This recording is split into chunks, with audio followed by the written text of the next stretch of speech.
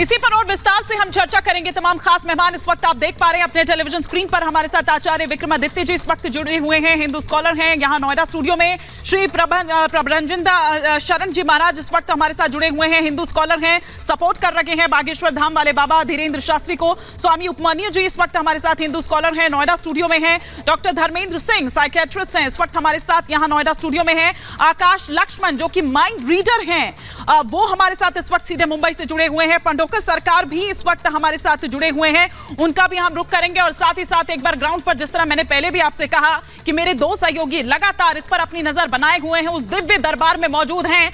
आज वहां पर क्या कुछ चल रहा है वो जरा हम जानने की, समझने की कोशिश करते हैं। दीपेश बरगले मेरे साथ जुड़े हुए हैं, सुमित चौधरी मेरे साथ जुड़े हुए हैं। सबसे पहले मैं रुख करूंगी दीपेश बरगले का कि दीपेश, आज वहां पर क्या कुछ चल रहा है? क्योंकि दरबार ऐसे तो लगा नहीं है, लेकिन अभी भी हम देख रहे हैं वहां पर पीछे की कुछ है, क्या कुछ कथा का आयोजन किया गया है या क्या इस वक्त अभी वहां पर चल रहा है?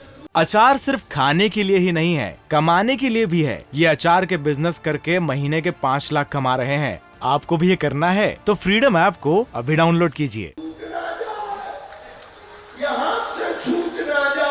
देखिए हिमानी, चूंकि आज जो दरबार लगता है उसका आयोजन तो नहीं हुआ, चूंकि ये बताया जा रहा है कि पहले 2 दिन के लिए दरबार की बात कही गई थी, तो 2 दिन दरबार लगा और बाकी जो 7 दिन की रामकथा थी वो आज चल रही है। कल रामकथा का अंतिम दिन है और आज अभी इस वक्त रामकथा चल रही है। लेकिन लाखों की संख्या में जो लोग मौजूद हैं वो जरा मैं अपने विजय निशान से कहूँगा तस्वीरों में दिखाएं कि बड़ी तादाद में यहाँ पर लोग मौजूद हैं और इस वक्त रामकथा जो चल रही है उसका श्रवण कर रहे हैं। लेकिन आज इस मंच से एक और बड़ी बात देखने को मिली है। वो बड़ी बात ये रही है कि कल जो धर्म परिवर्तन हुआ था, मुस्लिम जो युवती है उसने जो हिंदू धर्म को अपनाया, आज उसने इस मंच पर पहुंचकर आचार्य धीरेन्द्र शास्त्री जी को राखी बांधी, रक्षाबंधन बनाया, उनको भाई जैसे अपनाया और उसके बाद फिर उनका नामकरण आज इसी मंच से हुआ है। तस्वीरों में अगर आप देखेंगे तो लेकिन मुख्यमंत्री तो इसको लेकर आपत्ति दर्ज कर रहे हैं। दीपेश, बीच में जो परिवार के लोग हैं वहां पर वो बैठी हुई है। जी,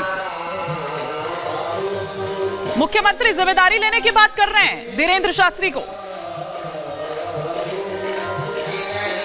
जी बिल्कुल बिल्कुल हिमानी, लगातार इस बात का जिक्र हुआ है। उन्हें कहा गया कि अब आप, अच्छा इन्होंने भी एक बड़ी बात कही है कि मैं किसी जाति के बंधन में बंधना नहीं चाहती हूँ, मैं सिर्फ सनातनी हिंदू धर्म को अपनाना चाहती हूँ। और उसका जिक्र भी आचार्य धीरेन्द्र कृष्ण शास्त्री ने मंच से कहा और ये किया गया कि ये सिर्फ हिंदू धर्म को अपना रही है, जाति के बंधन में नहीं बंधी है। और उनका नाम आज नामकरण जो है वो यहाँ से हुआ है। तो एक और बात, बड़ी बात है कि जब हमने आचार्य धीरेन्द्र कृष्ण शास्त्री से बातचीत की थी तो उन्होंने कहा कि हम लगातार जो धर्मांतरण करा रखे गए, जो लोगों की वापसी अपने हिंदू सनातन धर्म में करा रखे गए, वही एक बड़ी वजह है कि लगातार सवाल खड़े हो रखे गए। और उन सवाल खड़े करने वालों को एक ही जवाब है कि ये लगातार जो धर्म परिवर्तन हो रहा है उनकी घर वापसी हम कराते रहेंगे और इसी मंच पर कराते रहेंगे। धर्म वापसी जो है हम कराते रहेंगे, ये लगातार कहा जा रहा है। एक बार सुमित का भी हम रुख करते हैं, क्योंकि सुमित, लाख कसौटियों में कसने की यहाँ पर कोशिश की जा रही हो बाबा को, लेकिन आस्था है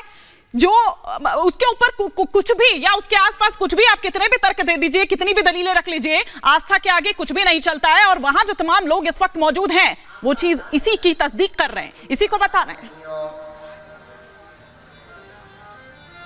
राम जी की वाणी सुनकर के परशुराम जी का संदेह मिटने लगा। बिल्कुल ईमानी, क्योंकि तमाम चीजों का जिक्र जिस तरीके से दीपेश ने भी यहाँ पर किया और लगातार अब जैसे तस्वीरें दिखा रहे हैं मेरे सहयोगी उमेश, आपको पहले तस्वीरें यहाँ पर दिखा दें। और खास बात यह है क्योंकि आज सिर्फ रामकथा का आयोजन किया गया, जिस दिव्य दरबार का जिसमें चमत्कार का दावा जो है वो यहाँ से किया जाता है, उसका आयोजन आज यहाँ पर नहीं हो रहा है। लेकिन हम लगातार ये समझने की कोशिश कर रहे हैं, क्योंकि एक ही सवाल अभी भी बना हुआ है कि जो भी चमत्कार का दावा यहाँ पर होता है, दुख दर्द दूर करने का दावा यहाँ पर धीरेन्द्र शास्त्री जी करते हैं, वो आखिर किस तरीके से संभव हो पाता है, कैसे वो उन तमाम चीजों को करते हैं। लेकिन उनकर आस्था जो है वो लोगों की अटूट है, क्योंकि हमने सुबह से लगातार तमाम लोगों से बात की है, उनकी तस्वीरें हमने अपने तमाम दर्शकों को दिखाई है।